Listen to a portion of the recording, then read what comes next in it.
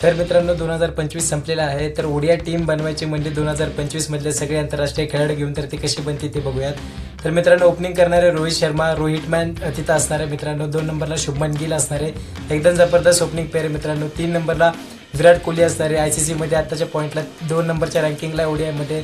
तर 3 नंबरला विराट कोहली असणार आहे. 4 नंबरला मित्रांनो न्यूझीलंडकडून येणारा ऑलराऊंडर आहे डॅरेन मिचेल असणार आहे मित्रांनो. स्पिन पण चांगले खेळतो, पेस बॉलिंग पण चांगलं खेळतो, फिनिशिंगचं सुद्धा काम करू शकतो. तर 4 नंबरला डॅरेन मिचेल असणार आहे.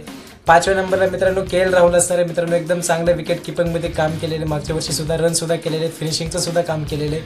तर 5व्या नंबरला KL राहुल असणार आहे. विकेट किपिंग सुद्धा तोच करणार आहे. तर 6व्या नंबरला मित्रांनो रवींद्र जडेजा असणार आहे. इंडियाकडून हा ऑलराऊंडर असणार आहे मित्रांनो. स्पिन सुद्धा करणार आहे, फिनिशिंगचं सुद्धा काम करणार आहे. 7व्या नंबरला मित्रांनो हार्दिक पांड्या असणार आहे. जास्त चान्सेस नाहीत भेटले त्याला 2025 मध्ये, बट एकदम जबरदस्त ऑलराऊंडर मित्रांनो. पेस बॉलिंग सुद्धा करणारे, फिनिशिंग सुद्धा काम नंतर परत एकदा करू शकतो तो. 8व्या नंबरला मित्रांनो राशिद खान असणार आहे. एकदम जबरदस्त स्पिन बॉलर आहे, बॅटिंग सुद्धा थोडी देऊ शकतो. तर 8 नंबरपर्यंत डेप्थ राहणार आहे बॅटिंगची. 9व्या नंबरला मित्रांनो तिथं मिचेल स्टार्क खेळेल. 10व्या नंबरला जॉस हेझलवूड आणि 11व्या नंबरला जसप्रीत बुमराह.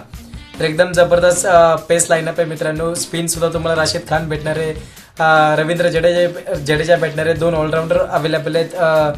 डॅरेन मिचेल तिथं असणार आहे, हार्दिक पांड्या असणार. तर एकदम जबरदस्त टीम बनते मित्रांनो. जर 15 मेनच्या स्क्वॉडमध्ये नक्कीच तुम्ही तिथं श्रेयस अय्यरला ठेवू शकतात. कुलदीप यादव असेल मित्रांनो तिथं.